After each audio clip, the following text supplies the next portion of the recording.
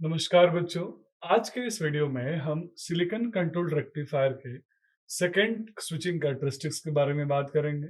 मैंने जैसे सेकंड बोला आपको तुरंत समझ में आ गया होगा कि हमने टर्न ऑन कैरेक्टरिस्टिक्स पढ़ लिया, तो अब स्वाभाविक है ऑन के बाद तो ऑफ ही होता है, तो टर्न ऑफ कैरेक्टरिस्टिक्स का हम यहाँ पे चर्चा करेंगे। बच्चों, जितना इंपॉर्टेंट टर्न ऑन कैरेक्टरिस्टिक्स था स्वाभाविक है उतना ही इंपॉर्टेंट टर्न ऑफ भी है, क्योंकि आप किसी भी डिवाइस को ऑन जितने आसानी से करते हैं डिवाइस को ऑफ भी उतना कर और डिवाइस को ऑफ करना उतना ही जरूरी है। जब हम सिलिकॉन कंट्रोल रेक्टिफायर के ऑफ स्टेट की बात करते हैं बच्चों, तो हम यह एज्यूम करेंगे कि मेरा silicon control rectifier gate triggering के थ्रू टर्न ऑन है और वर्किंग मोड में है। हमने पिछले वीडियो में इसी turn on and working mode के कैरेक्टरिस्टिक्स को पढ़ लिया है, जिसको हम बोलते हैं T on characteristics of silicon control rectifier. अब इस सेकेंड हाफ में बच्चों हम इसकी टी ऑफ कैरेक्टरिस्टिक्स का चर्चा करने वाले हैं। टी ऑफ कैरेक्टरिस्टिक्स की शुरुआत करने से पहले कुछ टेक्निकल टर्मिनोलॉजी हम समझेंगे कि ये जरूरत क्यों है और ये कैसे इसकी शुरुआत होती है।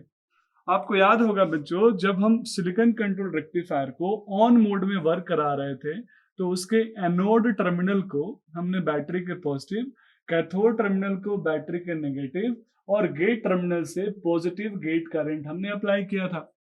और ये अप्लाई करते ही मेरा जो J1 जंक्शन था वो भी फॉरवर्ड बायस था, J3 जंक्शन भी फॉरवर्ड बायस था, और गेट ट्रिगरिंग करके हम टर्न ऑन मेथड में समझ चुके थे कि कैसे हमने J2 जंक्शन जो कि रिवर्स बायस था अब उसको कर दिया फॉरवर्ड बायस। तीनों जंक्शन मेरे फॉरवर्ड बायस है। अब मैं इसको ऑफ मोड में करने के लिए बाय डिफॉल्ट एनोड करंट की वैल्यू डिक्रीज करना चाहता हूं। अब हमारे मन में एक पहला सवाल आएगा कि सर क्या हम एनोड करंट की वैल्यू को जीरो करके इस सिलिकॉन कंट्रोल रेक्टिफायर को टर्न ऑफ कर सकते हैं? नहीं बच्चों, इतना आसान नहीं है कि आप सिर्फ एनोड करंट की वैल्यू जीरो कर दे और silicon control rectifier turn off हो जाए। और यही तो रीजन है बच्चों कि इसको हम सेमी कंट्रोल्ड स्विच बोलते हैं, क्योंकि गेट के सिग्नल से हम टर्न ऑन तो कर सकते हैं पर टर्न ऑफ नहीं कर पाते। तो फिर इसके टर्न ऑफ करने का टेक्निक क्या है और होता क्या है इंटरनली, ये समझना जरूरी है। क्योंकि आपको याद होगा पिछले वीडियो में मैंने दो टेक्निकल टर्मिनोलॉजी का क्वेश्चन आपसे पूछा था कि what is reverse recovery time, what is get recovery time, commutation time, reverse recovery time में क्या रिलेशन है, सर्किट टर्न ऑफ टाइम और कम्यूटेशन टाइम एक दूसरे से अलग क्यों होते हैं। ये सारे वो इंपोर्टेंट क्वेश्चन है जो आपको इंटरव्यू में जॉब के टाइम सबसे ज्यादा पूछे जाएंगे। तो चलिए बच्चों हम यहाँ देखते हैं। अब मेरा डिवाइस ऑफ की तरफ जा रहा है, तो सबसे पहला मेरा टारगेट है कि मैं इस करंट को डिक्रीज करूं। तो यहाँ मेरा करंट di/dt रेट से डिक्रीज हो रहा है, मीन्स एनोड का करंट अब मैं यहाँ पे डिक्रीज कर रहा हूँ। डिक्रीज करते करते मैं इसकी वैल्यू को लेके आ गया किस टाइम तक बच्चों, तो t1 टाइम तक। अब यहाँ बहुत ध्यान से देखिएगा। तो बच्चों यहाँ मैं एनोड करंट को di/dt रेट से मैं डिक्रीज किया और डिक्रीज करके यहाँ मैं ले आया इस पॉइंट तक, जिसको मैंने टाइम में बोल दिया t1 टाइम। अब यहाँ कुछ टाइम्स है, t1 time, t2 time, t3 time, t4 time, t5 time. ये सभी के सभी टाइम इस एक्सिस पे माइक्रो सेकंड में है बच्चों। अब यहाँ बहुत ध्यान से आप देखिएगा कि जैसे मेरा मेरा एनोड करंट की वैल्यू जीरो पे आया, उस कंडीशन में जो J1 जंक्शन और J3 जंक्शन था जो फॉरवर्ड बायस था, अब वापस किस में चला जाएगा बच्चों, रिवर्स बायस में। क्योंकि रिवर्स बायस करने के लिए मैंने क्या किया, यहाँ पे बैटरी का जो जो एनोड वोल्टेज था उस एनोड वोल्टेज को मैं जीरो कर दिया हूँ। तो बाय डिफॉल्ट ऑफ होना चाहिए था, लेकिन अभी तक वो ऑफ नहीं हुआ। बस वहां पे J1 और J3 जंक्शन जो फॉरवर्ड बायस था वो धीरे धीरे रिवर्स बायस की तरफ बढ़ रहा है। अब ध्यान दीजिएगा बच्चों, इस t1 टाइम के बाद मुझे मिलेगा t2 टाइम। तो t2 टाइम पे मैं देख रहा हूं कि मैं एनोड करंट की वैल्यू और डिक्रीज कर रहा हूं। डिक्रीज करते करते मैं इसकी मिनिमम वैल्यू तक लेके आया। अब इस टाइम में क्या होता है बच्चों, इस टाइम में मेरा जो J1 J3 जंक्शन था वो तब तक रिवर्स बायस हो गया होता है, लेकिन जो J2 जंक्शन था अभी तक वो रिवर्स बायस नहीं है। और उसके पीछे रीजन ये है कि ये जो गेट टर्मिनल है, इस गेट टर्मिनल पे जितने भी इमोबाइल आयंस है वो अभी भी इस डिवाइस को टर्न ऑफ नहीं करने दे रहे हैं। वो डिवाइस को फोर्सली टर्न ऑन करके रखने की कोशिश कर रहे हैं। तो अब मेरा सबसे बड़ा चैलेंज है कि इस गेट पॉइंट के पास जितने भी इमोबाइल है जो कि J2 जंक्शन के आसपास है, इन सभी इमोबाइल आयंस को मुझे क्या करना है, डिफ्यूज करा देना है और उसको स्विप आउट कर देना है। स्विप आउट मतलब ऐसे समझिए झाड़ू लगा देना है, मुझे वहां से सभी आयनों को हटा देना है, क्योंकि जब तक वो वहां पे रहेंगे तब तक उसको टर्न ऑफ नहीं करने देंगे। तो यहाँ पे इस J2 जंक्शन को फॉरवर्ड बायस और रिवर्स बायस बनाने के लिए मैंने करंट को और डिक्रीज किया और लेके गया T2 टाइम तक। अब बच्चों T2 टाइम के बाद मेरा करंट धीरे धीरे अब चेंज हो रहा है, इंक्रीज हो रहा है, क्योंकि जो आयंस यहाँ पे रिकम्बाइन हुए थे वो डिफ्यूज होने लगे, तो एनोड करंट की वैल्यू हल्की सी बढ़ी। मैंने उसकी वैल्यू को अब इससे ज्यादा कम नहीं किया। T3 तक आते आते J2 जंक्शन के जितने भी इमोबाइल आयंस थे जो वहां पे फोर्सली टर्न ऑन करके रखने की कोशिश कर रहे थे गेट टर्मिनल के पास, J2 जंक्शन को रिवर्स बायस नहीं होने दे रहे थे, वो सबके सब स्वीप आउट हो गए, वहां से बाहर निकाल दिए गए, डिफ्यूज करा दिए गए। तो ये जो T1 से लेके T2 से लेके T3 टाइम तक था, लगभग में मेरा जो J1 J2 J3 जंक्शन है अब अप्रोक्सीमेटली रिवर्स बायस हो चुका है। और अब यहाँ से मैं थोड़ा सा और टाइम लूंगा और वो टाइम जाएगा T4 और फिर उसके बाद जाएगा T3 T5। तो बच्चों यहाँ देखिएगा T1 T2 T3 जो टाइम होता है, इसी टाइम को हम बोलते हैं रिवर्स रिकवरी टाइम। तो time T1 plus T2 plus T3 is called reverse. नाम से समझ में आ रहा है, रिवर्स रिकवरी मीन्स रिवर्स में हमने इसके जितने भी मोबाइल आयंस थे सबको रिकवर कर दिए।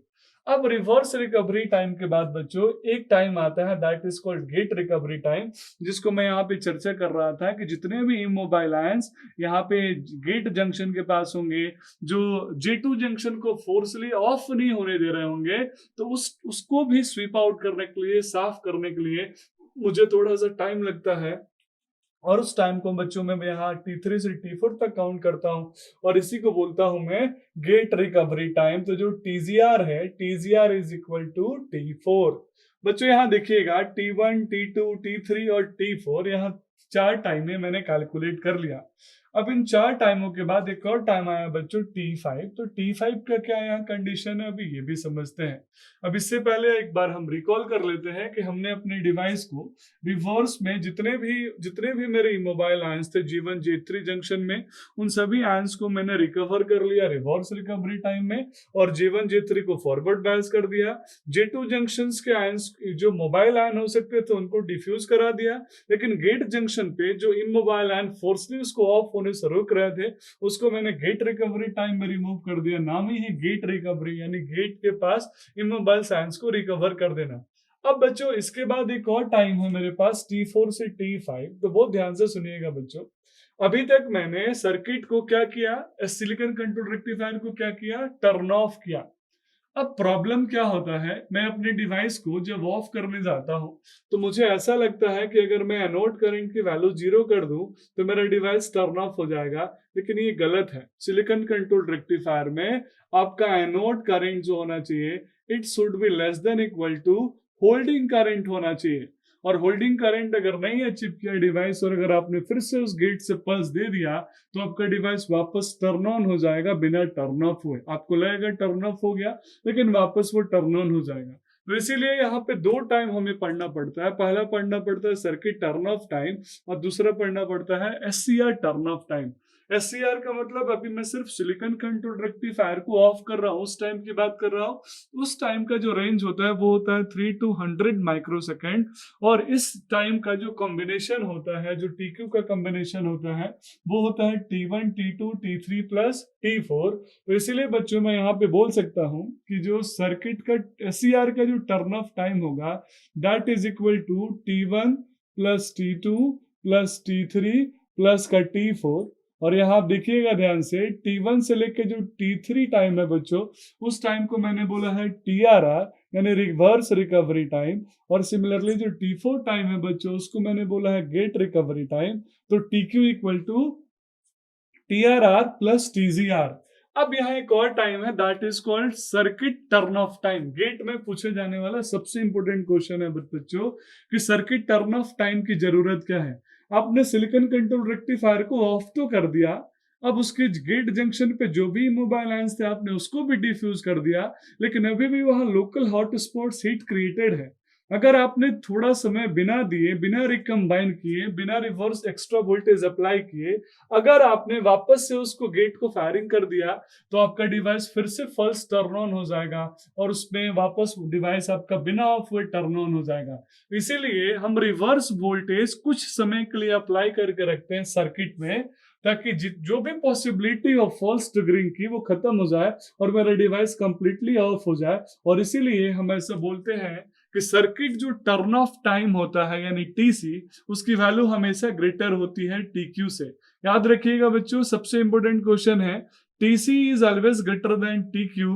अगर आप ऐसा नहीं करेंगे तो डिवाइस फॉल्स कम्यूटेशन में चला जाएगा, फॉल्स टर्न ऑफ में चला जाएगा और वापस जाके डिवाइस फिर से ऑन हो जाएगा। इसीलिए जो टीसी का टाइम है बच्चों, वो टी1 से लेके TC equal to T one plus T two plus T three plus टी4 प्लस टी5, यानी जो टीसी है वो टी क्यू प्लस का टी5 इतना टाइम एक्स्ट्रा ले रहा है।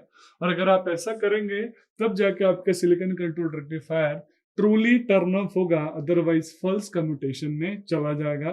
तो this is all about switching characteristics में turn off characteristics of silicon control rectifier.